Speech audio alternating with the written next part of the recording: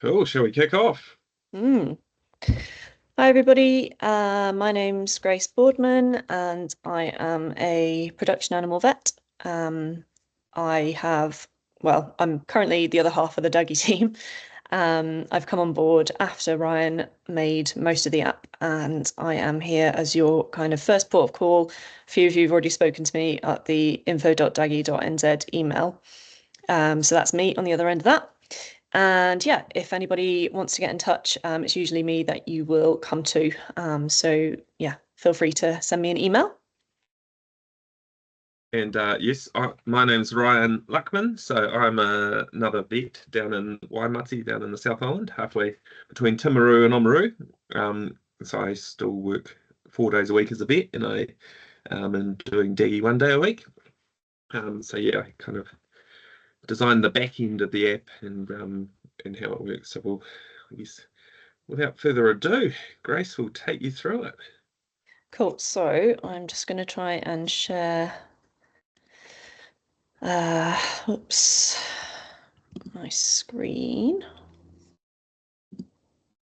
And Oops. as Grace said, if you've got any questions you want to ask during, if you want to ask them, there's a raise hand right at the top of your screens. You'll see there'll be chat people raise, and then the chat you can just type in questions as well. We'll answer them throughout, and then we'll open up for questions at the end anyway. Uh, sorry, Ryan. Do you think you can share Oh your yeah, screen? yeah, Because mine's just having a bit of a moment. yep, cool. Give me 1 second.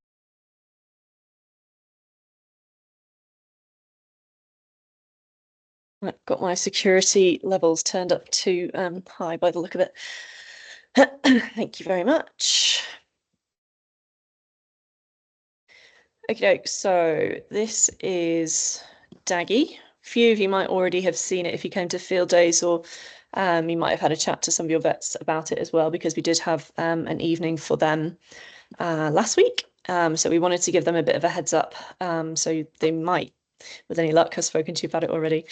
So Daggy is an app, essentially. The kind of strapline is making the invisible visible, because the idea of it is that we're trying to give you a tool that makes kind of concepts into something that you can see and act on. So there's a little hint of what the app looks like just there, but if we move on to the first page. So the real question is, why do we think we need Daggy? It's not a secret that we have a really big drench resistance problem in New Zealand, but it's not just New Zealand, actually, it's worldwide. The UK is in a pretty similar position. Um, Currently, the estimate is about 30% of New Zealand farms have triple drench resistance, but that's a pretty low estimate, because that's just from the farms that have sent in fecal egg counts to labs. So if we think there's probably farms that aren't sending in fecal egg counts, that probably pushes that number up. So we know that that's a problem, and despite having lots of information about worm life cycles and how we tackle drench resistance, we haven't managed to get to the bottom of it. So we need something new, and something that allows us to use other bits of information to make some good decisions about what we're going to do. Okay. So it's not all bad news. Drench resistance, if you implement good practices, it is possible to reverse drench resistance in your populations of worms. It's not an overnight thing, but it can happen, and it has happened. This is a little graph that was taken from a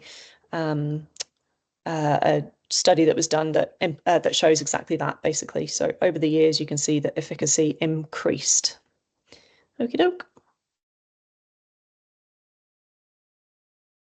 So hopefully this is going to look fairly, hopefully it's going to be something that you've seen before. Fingers crossed.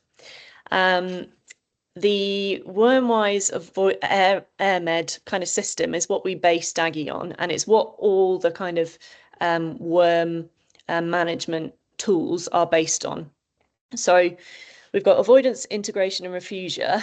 They're kind of the bits that we're going to focus on, because the monitoring and effective drenching is actually relatively well implemented. The monitoring obviously refers to fecal egg counts, and that's something that, you know, heaps of people are doing. We see it in practice and we see it through the lab. So we know that lots of people are monitoring their fecal egg counts and doing fecal egg count reduction testing as well. Effective drenching, so that kind of refers to when you do have to drench, ensuring that you're doing it properly. So like using calibrated guns, making sure that you're storing your drench properly and it's not, you know, getting overheated, making sure you're drenching to the correct weight, all those things that make drenching effective and decrease the chance that you're likely to get resistance as a result of what you're doing. So those things have been really well publicised by Wormwise over the years, and you know, we're pretty happy with those. The bit that's difficult is the air bit, so the avoidance, as in avoiding larvae in the first place on the pasture. Integration, that's kind of 50-50. So integration refers to putting other stock, using other stock to mop up the worms. In a way, you can kind of see that happening because you can see the cows or whatever it is you're using on the paddock and kind of envisage that they're mopping up the worms, but you can't actually see the effect that that's having on the paddock. So you know they've been through, but has it worked? Have they been left on for long enough? All those kind of questions. And the third one, refugia, hopefully everybody's heard this term. I think it's a term that a lot of people know of, but I'm not sure that it's well understood across the country. Certainly when we went to field days, there was quite a big gap of knowledge, basically. Some people, yeah, 100% know what refugia is and know how to do it. Other people are kind of aware of the concept, but maybe are not putting it into practice in a really effective way. So the avoidance and refugia bits are the two bits that we're kind of focused on, and integration does come into the app as well.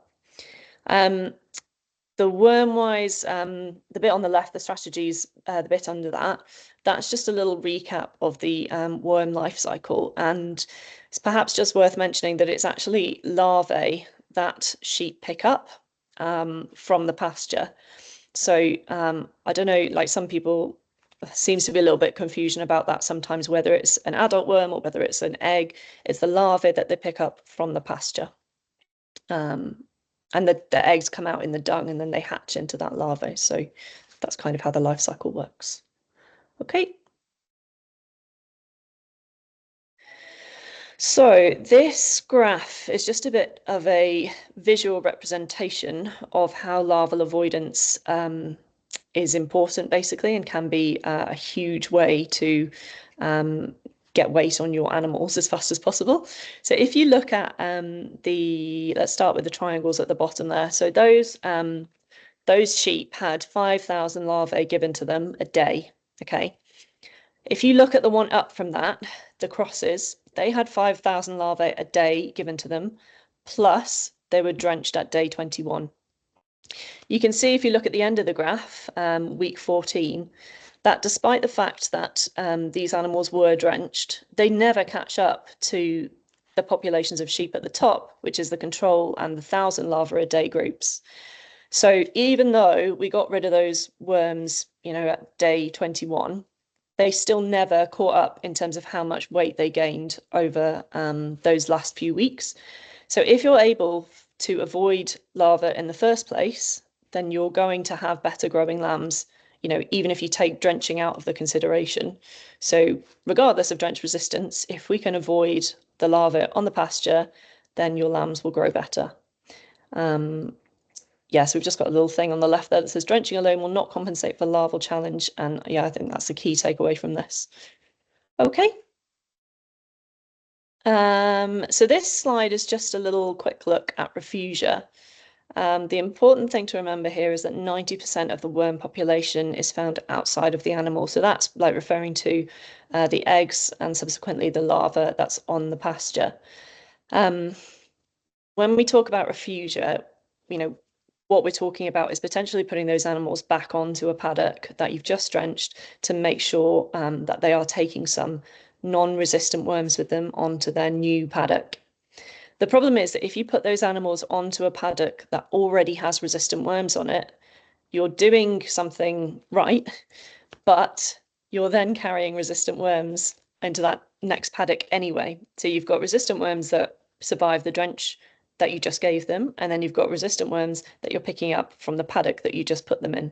So you potentially, as Ryan's just using his little pointer to point out there, you potentially end up with these red sheep at the bottom there, which only have resistant worms to breed with each other. And when you have resistant worms breeding with resistant worms, you get resistant baby worms. So you're just kind of perpetuating that problem. Okie doke. So ideally, what we're trying to do is the top one. So we're trying to, I guess in an ideal world, because post-drenching you'll be full of red, we want to saturate it with green, non-drench exposed worms. And then when the happy, safe sex worm life happens, we get lots of green worms coming out, which the drench should still work on. That's the idea. So knowing that those are the challenges, Ryan kind of went to task to try to do something about that because, basically Ryan is a dairy vet. I don't think he'll mind me saying that, at his root. And in the dairy sector, we have heaps and heaps and heaps of data that we use constantly. We've got wearables, we've got collars, we've got all sorts of things. And there's just loads of information that you can pull on. And then one day he came across a sheep farm that needed his help, and he was trying to work out how on earth he was going to plot not just where the resistant worms were going, but where the paddocks that potentially had resistant larvae on were as well. Because obviously, as you move your flocks through your paddocks, they are leaving a trail of worms behind them. So if you can plot where those resistant parasites potentially have been, plus when and where you drenched animals, you can kind of get a better idea of what paddocks are looking like, as well as what the mobs are looking like. So Ryan ended up drawing this map, which basically had all that information on, or tried to have all that information on, and quickly realized that this is not something that you can do every day or every time you move animals into a different paddock, or every time you drench. It's just not feasible. Nobody's got the time. So, and as you can see down the side there, we can take into consideration other things like how well the animals are fed, the intervals between grazing, and crucially, I think, the weather conditions. We know the conditions that cause larvae to hatch out of their eggs. So if we can incorporate that, as well as all the information that you guys have about your own stock, which is, where are you moving them, when are you drenching them, what are they eating, then we actually have quite a lot of information that can help to guide us on, what paddocks are likely to be better and what paddocks are likely to be worse in terms of resistant larvae. Okay. So essentially, Daggy is the outcome of all of that being put together and put into an app that you can then utilize that has all that information in. We are able to drag things like weather and humidity and temperature and how many nights freezing out of satellites. So that's pretty easy to put in. I say easy, I didn't build this app, so Ryan might tell me differently, but it's something that you can add in as part of the information that we've got. And then we take the things that you guys know, and you can manually put some of those things in. And some of those things we can use kind of models in the background to predict. And between all that data, it will spit out what you can see on the right there, which is basically a traffic light system of your farm and also of your animals. Okay. So we know that you guys do not have time to sit and put in heaps of data over and over again. We also know that a lot of you are already doing some of that with farm management systems. So we really wanted to make this as easy as possible for you to use. We don't want to be, giving you heaps of stuff to put in at the end of the day when you go home to your computer. That's just not feasible. So on a daily basis, what you need to put in is your mob paddock locations. So where you're putting your mobs, every time you move them, you just let the app know. And also your pre-grazing pasture quality and height. There is an algorithm within the app that actually predicts what your grazing quality and height is when they leave that paddock. So you don't need to worry about that because that, with all the other information you give it, it can work that out. When available, you put in your drench date. So every time you drench, you pop that in. Your fecal egg count results go in, and when you put paddocks into crop as well. And then, as we said, Daggy can pull in the weather data, the animal feed demands, and the worm life cycle patterns to make those predictions for you. We'll talk about the farm management software integration in a few slides' time. Yeah, we'll come back to that. So here we've got kind of a demonstration of how we integrate the two things we were talking about before, the avoidance and the refugia, into the app. So on the left-hand side, running down the screen, you've got the larval challenge or worm burden. The worm burden is what it looks like when it's in the animal because they've got the worms inside them. The larval challenge is what we call it when it's referring to a paddock, because obviously that's how many larvae are on the paddock. Then on the other side, you've got the refugia, which effectively is the resistance risk. So it's the proportion of drench exposed larvae or worms either in that sheep or in that paddock. So basically, every time you look at either a paddock or a mob, you will have those two bits of information, as you can see illustrated there. And they will have different colours. So they don't, like in some of those you can see in Valley Road, they happen to be the same colour, both low risk, but that's not necessarily true for all paddocks or all mobs. You can obviously have a high larval challenge, but a low resistance risk and vice versa. Okay. So worth saying at this point that when a farm is first added to Daggy, as in when you sign your farm up and put in the information about your farm, it begins in a neutral yellow state. So all of these things will look yellow. As you input data, the app gets to grips with the history and will start to allocate the colours. So you'll either skew towards red or towards green. Obviously, therefore, the more data you can put into it, the more accurate it's likely to be.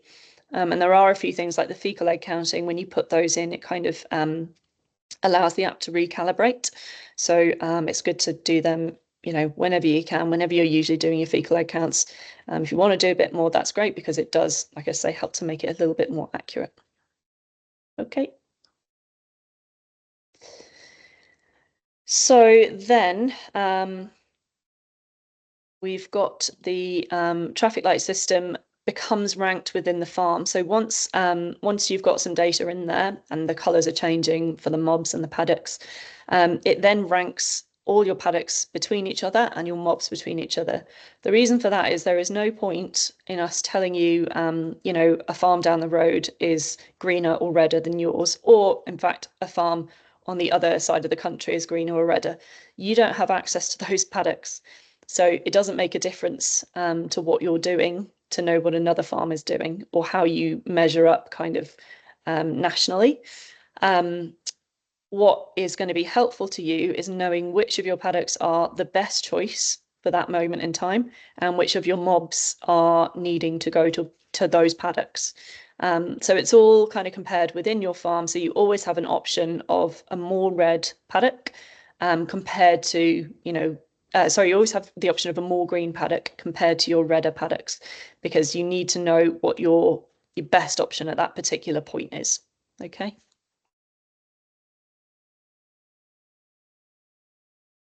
Next, please. Thank you. So the resistance risk, as we said before, is the proportion of drench exposed larvae or worms. And this is really one of the key things about the app.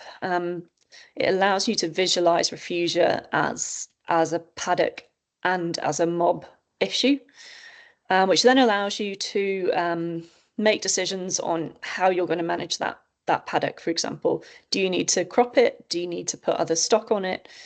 Do you really want to put lambs on that paddock? Traditionally, I know, the main thing that we think about is how much grass you've got. And that's great. And it's still going to be, probably the most important thing. But if you've got options, then, it will allow you to say, well, this is the green paddock. So we'll put the lambs on there and we'll put the older stock on that other paddock. So that basically just gives you a visual of the concept of refugia.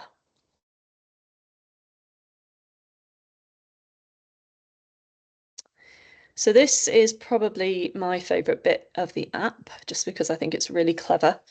You can go and look at the history for either a mob or a paddock. And the way you do that is you click, there's just a button that says history, and you go on. So this is this screen here is showing you the history for your feedlot herd. It's 46 wethers that are in there. At the minute, at the point that you're looking at this, you can see that the resistance risk is high, it's bright red, and the worm burden is high, it's also bright red. That feedlot herd with the blue box around it, that will stay pinned to the top of the screen. But then you can scroll down through the history and you can see where those animals have been at what points. And the clever thing about it is that that red colour that you've got on the feedlot herd currently will change as you get to each of the paddocks. So you can literally see the point at which that herd became, red from orange and the point at which it became orange from green, which allows you to really review the choices and, the movements you've made and say, well, that worked really well because that paddock and that choice kept them green. That didn't work so well because that actually was the point at which their resistance risk shot through the roof.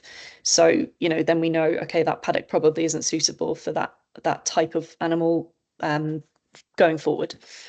So because you can do that for either herds or paddocks, you can then do the same thing. You can look at a paddock history and see all the mobs that went through it. So again, you can see literally which mob it was that turned that paddock a redder or a greener colour, which just allows you, it's a really good way, I think, of just reviewing the choices that you've made and the management decisions. Okay. So other bits and pieces in the app, you can put cattle into the app. You can see there at the bottom, they are a mob of their own. However, we don't treat them as sheep. You don't get the information that you do with the sheep in terms of like the colours or, the resistance risk or anything like that. They are literally just there as a tool. So, for example, if you have a really red paddock, you might choose to put that mob of Angus on there, and that will help to turn that red paddock green. So it's using your other stock as kind of the mop up that we know that they can be, and this is just the way that you implement that. You put them onto the paddock, and then you can see that change in colour happen. The different thing about the cattle is that you do need to enter an exit cover as well as an entry cover because the app doesn't predict kind of the amount of feed they take in like it does for the sheep. So yeah, we just got to remember to do that, but the app does kind of walk you through it. So yeah, just a note there. Okay. Barber's pole is another thing that has been incorporated. So the barber's pole worm is not part of the normal worm burden that you're looking at down the left-hand side. That's because, well, it's for a few reasons. Those worms are different in their life cycle to, well, very different to their life cycle to the rest of the worms. So that makes it, would make it much less accurate if we put them all in together and just tarred them all with the same brush. The other thing is it allows us to bring up this kind of banner, this humongous risk at the top, which is actually, I think, going to change into a bit more of a fire danger thing at the bottom, just to make it a little bit more obvious. Is that right, Ryan? Sorry, I was reading a chat. I was just saying it's probably going to be a fire danger thing when it actually happens rather than the little banner at the top there. Yes, yeah. There'll be a ranking. So we can, based on the expected survival rate from eggs laid 22 days previously, we can make that prediction. And it also takes into account, obviously, weather and temperature and things like that. So yeah, there'll be a little pop-up there that will just alert you when we've likely to have problems. Okay. Fecal egg counts. Yeah, we did talk about this a little bit before. When you put fecal egg counts in, it helps to calibrate the app. So the more you do, the better. And drenching, when you can just see, this is an actual screen from the app, which just shows you how you pop in all those little bits of information.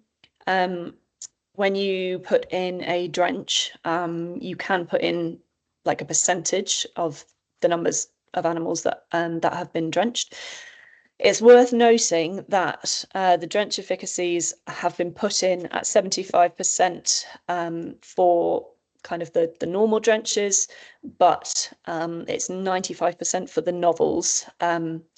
So you can override those if you know that your reduction tests are, indicating that you've got a different percentage, then you can override them manually. Okay. So cropping, you can add a crop to a paddock. Again, this allows you to set a percentage of the land that is in crop. We know that if you've got a little bit of land that is still grassed, then you can get animals preferentially grazing that and potentially building up a really massive worm burden on quite a small area of grass. So we've popped that in just to take that into account. And as you can see, like, it's all pretty self-explanatory through the app. You add a crop and it takes you onto that screen next door.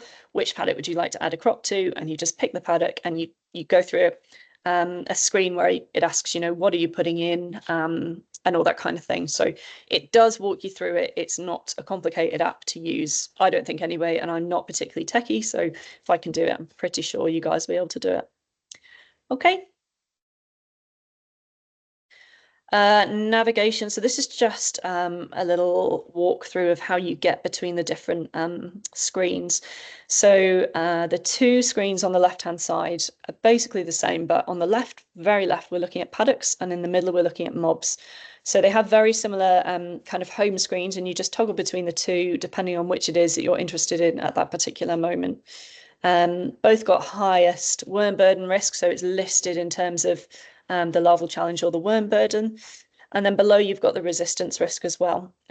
So it's just really nicely laid out, easy to see what you need to focus on at the moment. And then on the right-hand side, we've got a page that has struggling mobs on it. So based on the information that you've given the app about the groups and the paddocks and how much grazing there is available to them, it can create that list that tells you, breeders on this one is likely to be the ones that probably need moving the soonest, basically, because they're likely to be struggling with how much energy they can get from that paddock. Okay.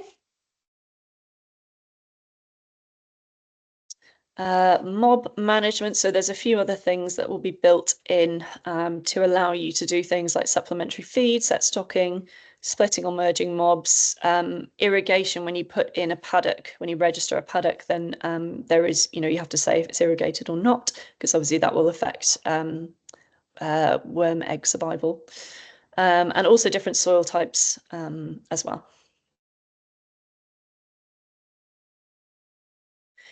So current limitations. This is how we want it to look on the right-hand side. And we know that, there's already quite a few farm management tools that do this. Unfortunately, with the funding that we have currently, we are not at that stage, but that is where we'd like to get to, because it makes it really easy to see. So what we have at the minute is the list that you saw earlier. That's just demonstrated on the left-hand side there, which, to be honest, it's still very easy to understand, and I think it wouldn't be a substitute for it. It would be as well as, because I think that's a really good way to lay it out as well on the left there. So that's the goal, and that's what we're aiming for, but yeah, we're not quite there yet. Okay.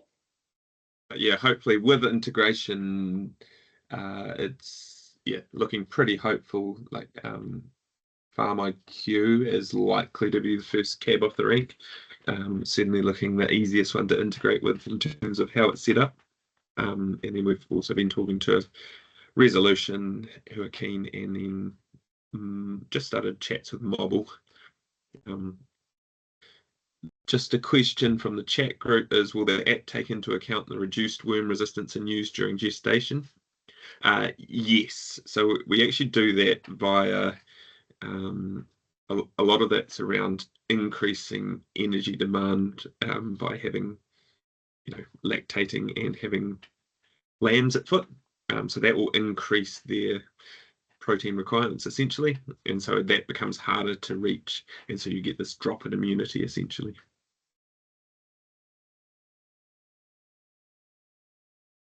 Cool. So we've also just got a slide on the role of the vet, because to be honest, we know that this isn't something that we can achieve just by rolling it out to you farmers and saying, good luck, guys. This is something that is going to take a really concerted effort from all aspects of the industry, which is one reason that we wanted to give the vets a heads up, just so they were aware that this is coming, and so that they know what we're talking about. So basically, everybody that signs up for Daggy will need to also give us a name of a vet that is willing to work with them and that they're willing to work with, to kind of implement the recommendations and to use the tool in the most effective way. There's a few, reasons that vets are well placed. We're trained in the worm-wise principles, and also, we see heaps and heaps of farms. We're on different farms every day.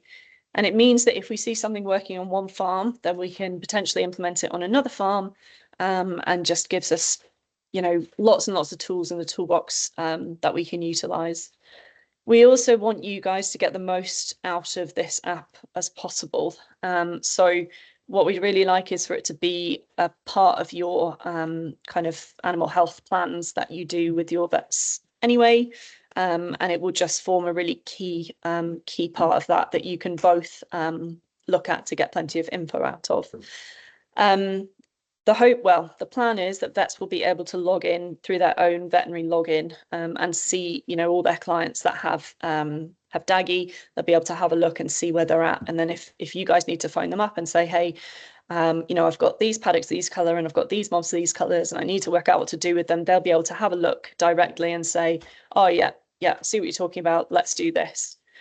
So hopefully you won't have to faff about with trying to send screenshots or anything like that. They can just log in themselves and have a look. Okay. So now we're getting down to the nitty-gritty. The beta launch is coming this spring. We have a maximum of 150 farms that we want to use for the beta trial. They would probably be in 3 different cohorts of 50 farmers each. We'd start the first 50 off, kind of get them going, iron out anything that they find, get the next 50 on board, again, make any tweaks, and then get another 50 on board. And then hopefully by the end of those 3 cohorts, everybody should be, super happy that we've changed as much as we need to change, and everybody's happy with the way it's working and that it's doing what it should do. So like I say, part of that is that we really need you to have a named vet who wants to be actively involved, and all the vets that we've spoken to so far have been really keen. So I don't think that should be a problem. We would like you to have 3 sit-down sessions a year with those vets to discuss the app and what you're getting from it, and anything that we need to change, just as a way to guarantee that we're going to be able to have that transfer of information and really get as much out of it as possible. The cost for the beta launch will be $600 per farm. That will be, it's an annual subscription, but that will be from the point that we are 100% happy with the app. So it's more likely that for the beta launch, it will be 18-month subscription rather than a 12-month subscription, possibly more. For a normal subscription, it will be $1,000 a year. Price of some drench, a bit of drench. So hopefully with the app, you will need to drench less, which will save you money in the long haul. Plus, obviously, we're hoping to get resistance down for you all, which will save a lot more money in the long haul. Yeah, I think that's everything on that slide. So yeah, just a big thank you as well to sheep and beef cattle vets and beef and lamb, who are our part funders. The sheep and beef cattle vets were really helpful, I think, in the first stages with Ryan, giving lots of good feedback and information about how and where we needed to tweak bits within the app. Cool. So that is basically the if anyone's watching the chat, it says AgriWeb and part of my QA having a fight. It's good. That's good.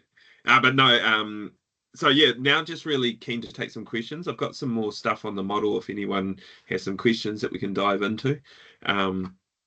But yeah, I'll just go through a couple from the chat that we had. Will that be available outside New Zealand? not quite in Sweden yet, but we might get there one day if things go well. And with triple drench resistance becoming just as much of an issue in cattle, are there plans to build cattle modelling as sheep? And so, yes, essentially, we're looking to have a cattle version eventually, probably as a standalone initially, and then ideally merge the two, which will be a challenge, but it will be a worthwhile challenge. That was one of the big things from field days, wasn't it? We had a lot of Yeah. people asking not just for beefies, but also dairy young stock. So that's definitely something. And I also have a bit of an interest in deer. So I'm currently trying to persuade Ryan that he needs to build it for deer as well. Do we have any questions from the room? Anything you want to know? You can either unmute yourself, put your hand up, anything.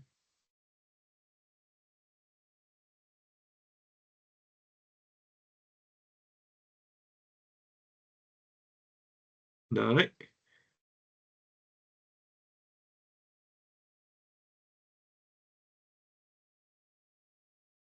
Very shy. Sorry, I just saw the chat as well. Farm IQ is interesting. Oh yeah, hi Tom. Question for you there. I suspect most of the people that you're going to be looking at getting through your beta thing, particularly in New Zealand, are probably using Farm IQ or Resolutions or mobile, whatever. A lot of the apps that are there, if they're on here and looking at it, a lot of this is going to be potentially almost double handling, because they're probably the ones that are interested in this are probably the ones that are already recording their mob shifts and paddock moves and have all that history. Is there going to be, like, obviously under the beta version there could be a case of double handling, but you look to integrate the two together at some stage to sort of cross over history? Yeah, so like in the world I'm in, like I mainly do dairy cows, and I've done a lot of work in the wearable space, and honestly integration with Minder has been it's been a 5-year process. We do not want it to be a 5-year process, I promise you. So yeah, we recognize it's a critical part. No one wants double handle entry, including us. Compliance with all data like just increases when you get value out of it. So like talking to the Farm IQ team and Todd's team there, one of the things they see is if you're getting value out of data by having, say, if we go back, if you've got the ability to have a heat map that's showing, where your high risk and low risk paddocks are, and that's able to be, layered on their map, on top of being able to look at, pasture height, on top of being able to look at, fertilizer applications or where crops are, that's, we definitely see that as the future. Sorry, it's Todd here, Ryan. Yeah, absolutely. And a lot of our farmers actually have a quite a rich history of past grazing, rotations and grazing durations and stock classes and paddocks. And so sort of like one thing that would be potentially helpful would be, you made the comment that you start as sort of a neutral risk, but with farm management systems, you could actually be looking at, well, am I at a neutral risk, or are there areas of the farm that are higher risk because of my grazing history in there? And so it's something we should all have a bit of a think about when we get to sit down and work out how we're going to do the integration. Yeah, and it's certainly something we're looking at right now in terms of computing power. How far back can we go to input old data and then have it come forward? And so obviously the further back we can get it, that'll help with that kind of integration. Speaking of that, I am on the hunt for a very good Farm IQ user, Todd, to get some really good historic data out of. So I'll chase you up tomorrow. Okay, no worries. Any other questions? Yeah, it's Tom here. Just one thing with all, like, whether I'm using mobile, but like with all these apps, It's the initial setup and putting all your all your paddocks in and all that stuff. That's with all the apps, doesn't matter where they come from, it's always a pain in the ass and takes forever, and you get halfway through it and then you're like, oh, it's too hard, and then it takes a month to actually get your shit in there. Yeah. Is there, and because obviously we have all our paddock names and sizes and history and stuff, is there a way of, obviously this program's not going to be integrated by the time the beta launch happens, but is there a way that there'll be a bunch of nerds somewhere, that's not an insult to nerds because I am one, but that we can say give access to like our mobile or whatever, and they can pull all that information out and build the initial Daggy app for us, so that we don't have to sit at the computer for 10 nights, which is what most of us hate doing.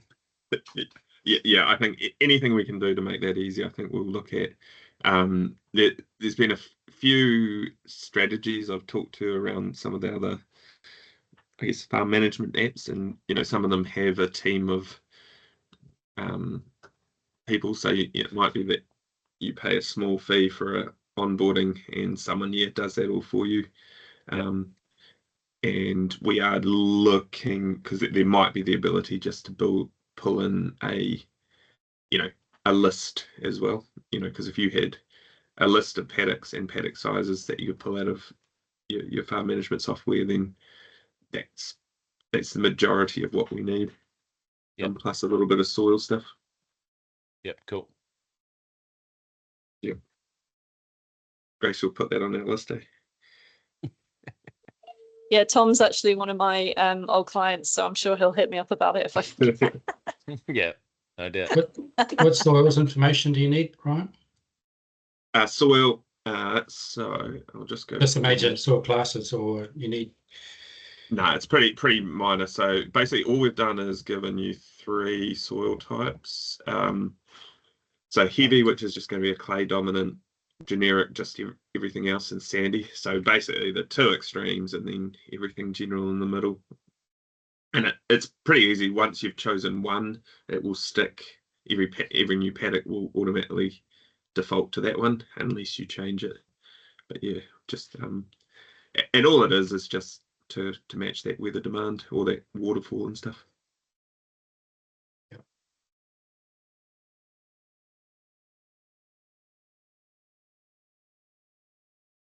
Any other questions?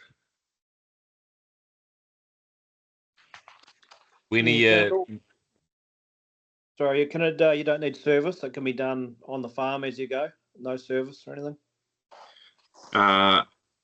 Stage 2, I don't know what comes after beta, that's definitely being built in, but not for the beta, no. So yeah, we'll need some sort of service. So yeah, so there's 2 ways we're thinking that will probably work. So one is either you kind of have, I guess, your intended paddocks, and you use this as a double check before you go out to make sure that, I wasn't about to put lambs in a really high challenge paddock and I might change my mind. But yeah, we do see that will be critical going forward, because cell reception on the average sheep and beef farm isn't often that great. Thank you. When are you hoping to get your first 50 farms started?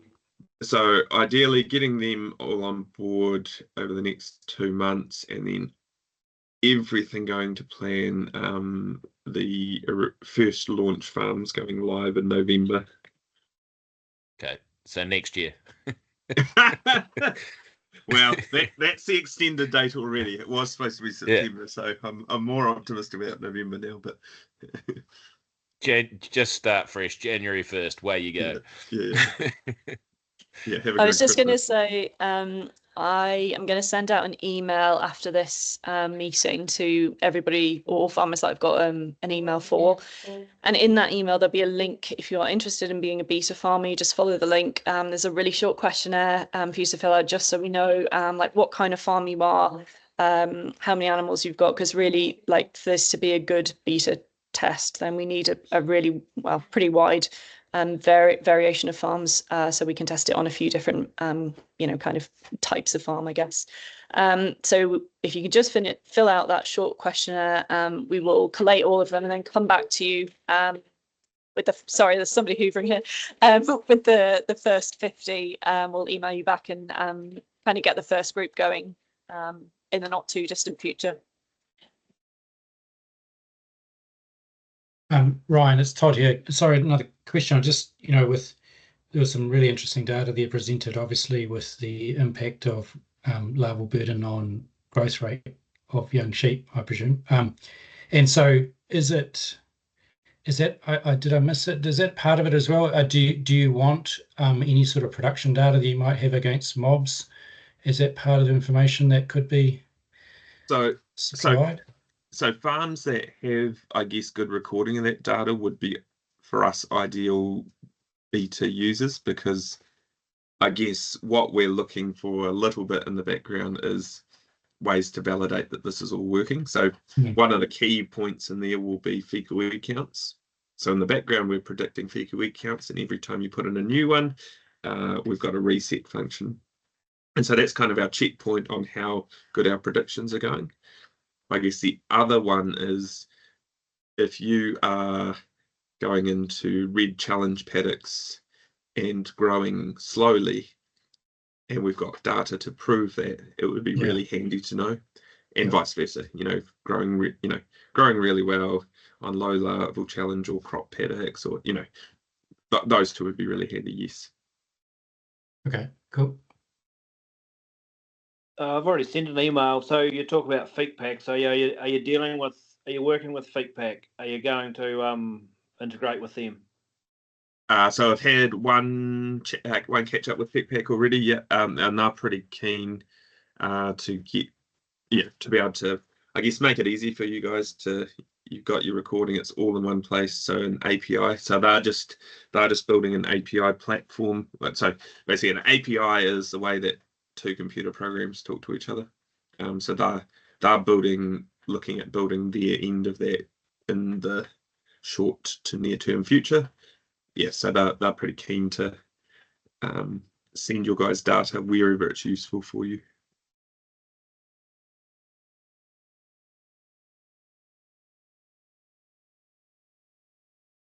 Right, so the question from Doug is, will it utilize similar info to the FeedSmart calculator, where it shows the optimum days to graze in each paddock for the mob in question, tell you when to shift them to maximize growth rates? Kind of. So I guess one of the things we had to be careful when we were designing is the data, the full data that you need for FeedSmart calculator for the optimum days does increase the requirement. But we are actually using kind of FeedSmart's precursor, called a model called QGraze, which some of you would have come across. It was actually first created with the meat board and ag research. And so what's actually happening in the background is the QGraze model is running. So when you put a mob into a paddock, you give an entry cover, we've got a number of animals in that paddock, we've got their lambs at 30 kilos. We can then predict how long that will take them to graze. And so what's happening in the background is all this fancy stuff, but basically from that we're able to get exit cover, so how low they eat, the expected ME intake, which, just like FeedSmart, is changing by day. So day 1 into a paddock, they'll pick and eat the legumes and the clovers and stuff, and by day 5 they might be into the dead matter. And so the one thing that we do present is this one, the struggling mobs on the right here.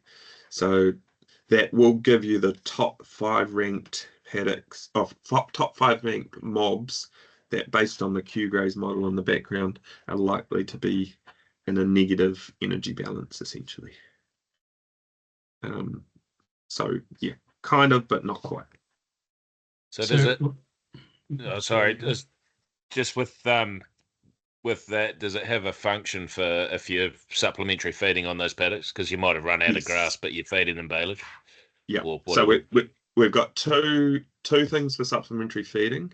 So one is essentially we've called it planned and emergency feeding.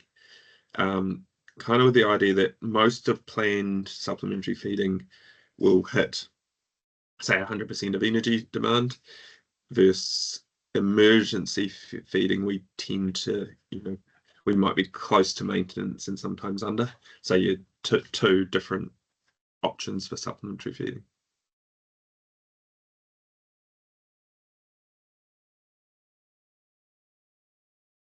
And that you have that option when you move them in, or like it's on the like paddock movement section, isn't it? It's like one of the things that you have to answer as you do the movement. Are you supplementary feeding? Yes, no. Is it emergency? No. So it's just like built into the paddock movement thing.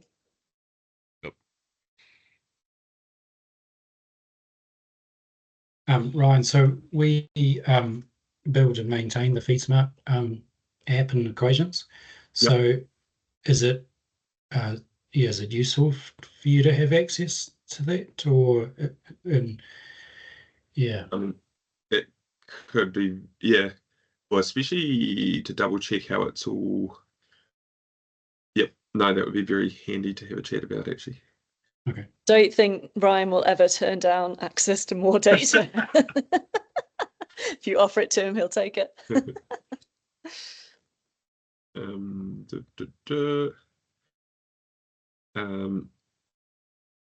So just one, I was just going to say one more thing on the yeah. So what's actually happening in the homunculus model in the background is I was talking about Swedish chocolate at this time, Grace. So you might have already mentioned this, but essentially what's happening in the background is we've got, imagine that you dropped 100,000 eggs 22 days ago. What we want to know is how many have I guess become infective larvae by this point. And so we can say, this is really high hatching rate conditions. And so the idea is that generally, if you control for other species, you can control for homunculus. And so then if you're going to a high challenge paddock in a high risk homunculus kind of weather time, then it just is a really good at, put the brakes on, have a think about that grazing decision, and, is there something better we should be doing?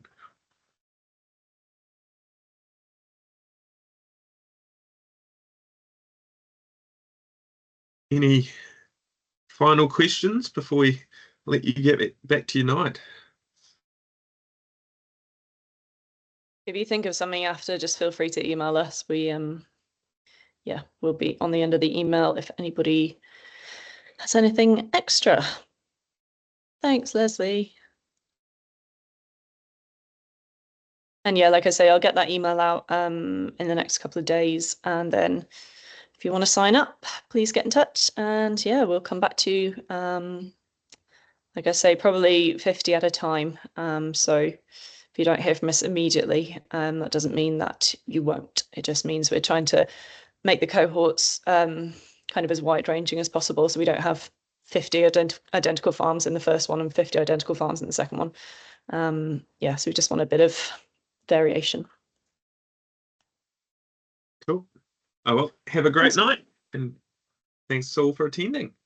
Thank you.